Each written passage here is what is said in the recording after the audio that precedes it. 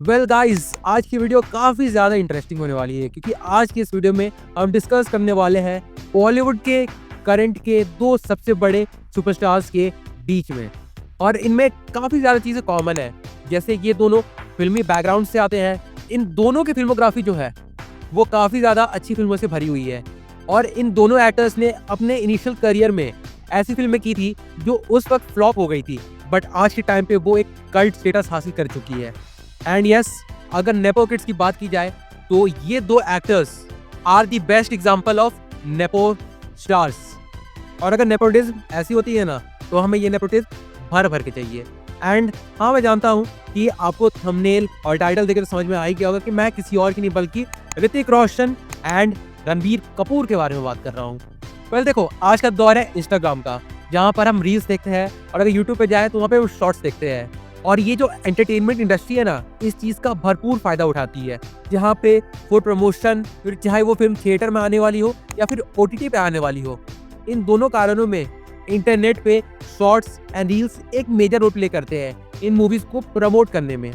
और जहाँ प्रमोशन की बात आती है तो वहाँ पर एंट्री मारती है पब्लिक, जो अपनी फेवरेट मूवीज़ को प्रमोट करते हैं खुद से उनकी रील्स बना के।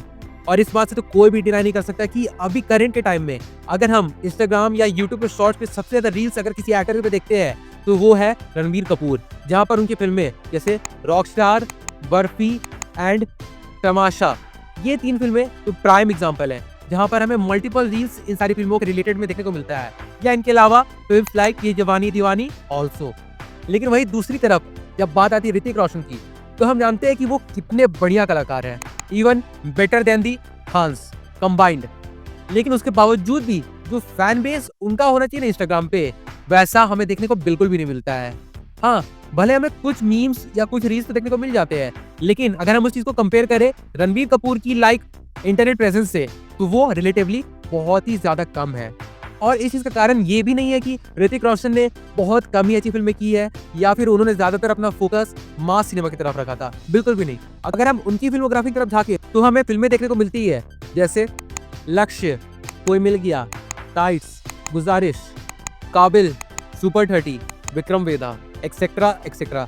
और अगर हम मास सिनेमा की तरफ जाए तो हमें और अच्छी फिल्म देखने को मिलती है, जिसके प्राइम एग्जाम्पल है लाइक अग्निपथ। बट इस तरीके की फिल्मोग्राफी को कवर करने के बावजूद भी आज के टाइम पे अगर हम बेटर एक्टर्स की बात करते हैं तो उसकी लिस्ट में रणबीर कपूर ऑब्वियसली ऋतिक रोशन से ऊपर आते हैं। और देखो, ये मेरा सिर्फ अपना पर्सनल ओपिनियन नहीं है, ये एक बहुत ही बड़ा ग्रुप है इंटरनेट पे या फिर कह सकते सिनेफाइल्स का, जो इस बात से एग्री करते हैं। और इस कारण से भी आज का वीडियो काफ़ी ज़्यादा इंटरेस्टिंग होने वाला है, क्योंकि आज की इस वीडियो में हम दो बहुत बड़े कलाकार ऋतिक रोशन और रणबीर कपूर के बीच एक हेल्दी कंपैरिजन करने वाले हैं कि एक्चुअली अगर रणबीर कपूर ऋतिक रोशन से बेटर है तो वो किस वे में बेटर है, या फिर हम जो बातें सुनते आ रहे इतने वक्त से वो गलत है। Hrithik Roshan is still superior than Ranbir Kapoor when it comes to acting. तो देखो, सबसे पहले हम बात करते हैं एक एक्टर की ऐसे फिल्मों के बारे में जिसमें उन्होंने एक रियल पर्सन की लाइफ को उतारा है। तो यहाँ पर हम कंपेयर करेंगे सुपर 30 वर्सेस संजू। देखो, बात सुपर 30 की हो या फिर संजू की हो, दोनों फिल्में एंटरटेनिंग थी और दोनों फिल्मों ने ऑडियंस को सरप्राइज किया था। यहाँ पर दोनों एक्टर्स की जो एक्टिंग थी वो काफ़ी ज़्यादा अच्छी थी, लेकिन जिस तरीके की हाइप रणबीर कपूर ने संजू फिल्म से जनरेट की थी ना, वो अलग ही लेवल की थी। यहाँ पर ऋतिक रोशन की भोजपुरी एक्सेंट को क्रिटिसाइज किया गया था, लेकिन रणबीर कपूर ने संजय दत्त के कैरेक्टर को जिस तरीके से स्क्रीन पे उतारा था ना, वो ऑडियंस को बहुत ही ज़्यादा इजी वे में कन्विंस कर पाई थी कि हाँ, ऐसा कोई और एक्टर हो ही नहीं सकता जो संजय दत्त के कैरेक्टर को इतने अच्छे से स्क्रीन पे प्रेजेंट कर पाए। एंड इवन दो दोनों एक्टर्स ने अपने अपने पार्टिकुलर फिल्मों में अच्छी एक्टिंग परफॉर्मेंस दी थी, लेकिन उसके बावजूद भी अगर सही मायने पे देखा जाए then Ranbir Kapoor is the clear winner.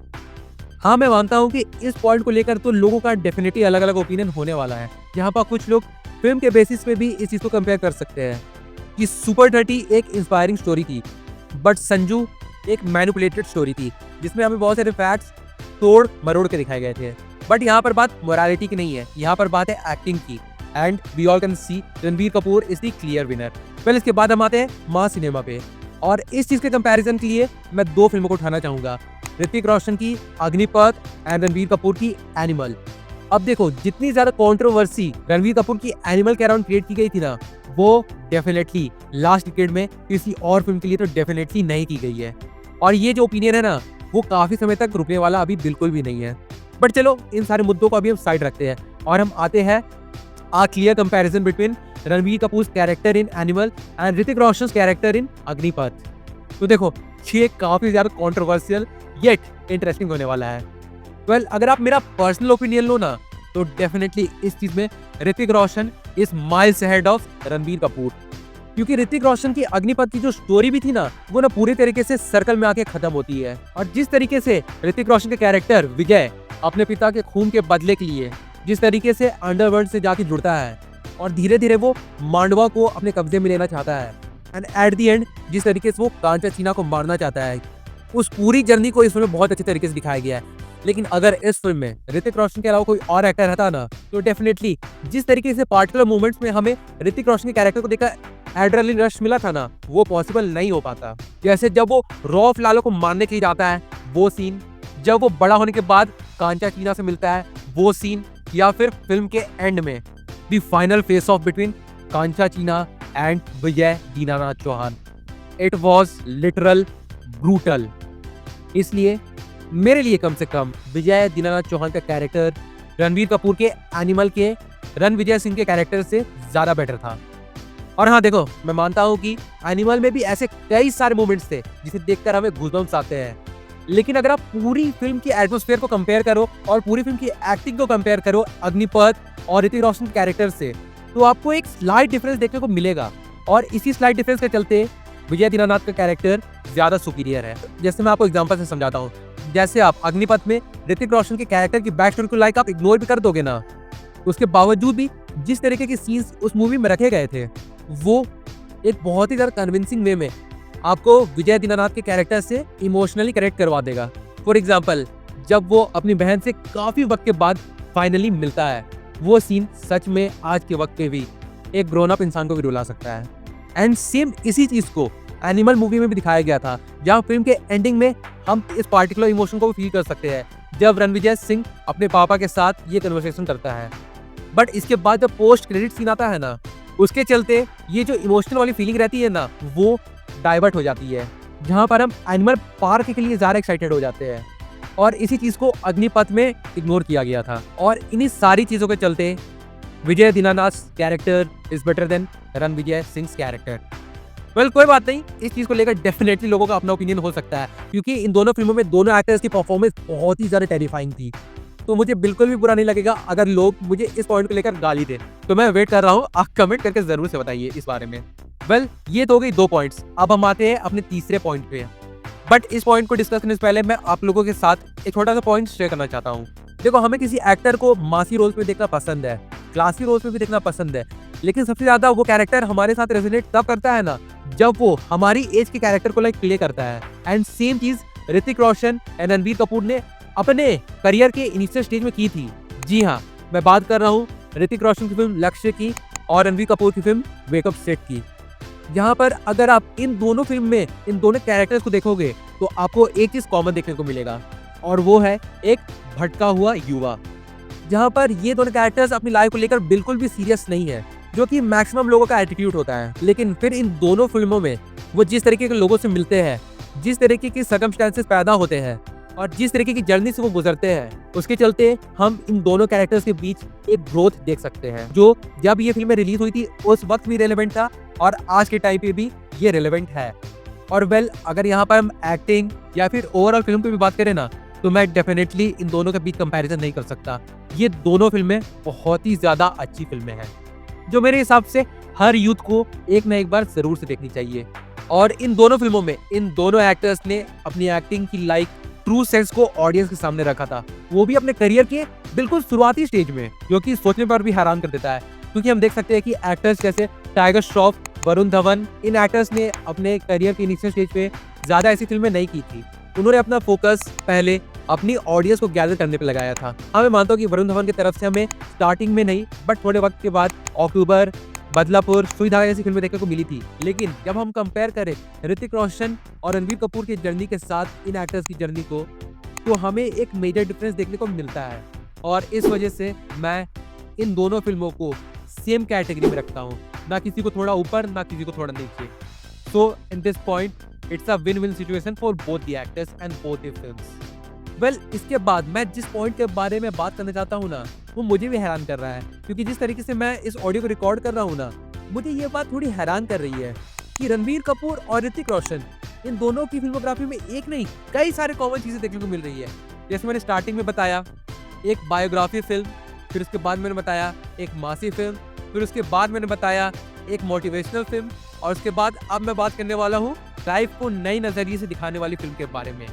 जी हाँ, आप सही गेस कर रहे हैं, मैं बात कर रहा हूँ ऋतिक रोशन की जिंदगी ना मिलेगी दोबारा की और रणबीर कपूर की ये जवानी है दीवानी। आप देख रहे हो इन दोनों की फिल्मोग्राफी में कितनी ज्यादा कॉमन चीजें देखने को मिल रही है हमें। वेल यार, अगर टॉपिक ऐसे हो तो रिकॉर्ड करने में भी अच्छा लगता है और एडिट करके आप लोगों के सामने लाने में भी अच्छा लगता है। वेल चलिए, अभी हम टॉपिक से भटकते नहीं है और हम आते हैं इन दोनों फिल्मों की तरफ। वेल, हम सब जानते हैं कि ग्रेजुएट होने के बाद जब हम नौकरी करते हैं तो बहुत सारे लोग, जैसे हम अपने आप को इमेजिन कर सकते हैं, उस नौकरी में फंस के रह जाते हैं और अपनी लाइफ को जिस तरीके से हमें एंजॉय करना चाहिए वो हम नहीं कर पाते हैं। और इन दोनों फिल्मों में इस सिचुएशन को ही दिखाया गया है कि हमें थोड़ा ही सा सही पर वक्त निकालकर अपनी जिंदगी को एंजॉय करना चाहिए। We should hang out with friends, we should see beyond our jobs. और इन दोनों ने ऐसी फिल्मों से हमें ये सारी चीज़ें बताई है, जहाँ पर अगर हम इन दोनों के कैरेक्टर्स की बात करें तो हमें थोड़ा बहुत डिफरेंस देखने को मिलता है। जहाँ पर ये जवानी दीवानी में बनी का कैरेक्टर, वो कभी भी खुद को किसी तरीके से बांध के नहीं रखता है, he wants to keep exploring. वहीं दूसरी तरफ जिंदगी ना मिलेगी दोबारा में ऋतिक रोशन कैरेक्टर, वो अपने पास फैमिली स्ट्रगल्स के चलते अपनी जॉब को बहुत ज़्यादा सीरियसली लेता है and he believes in only one thing which is make as much as money you can.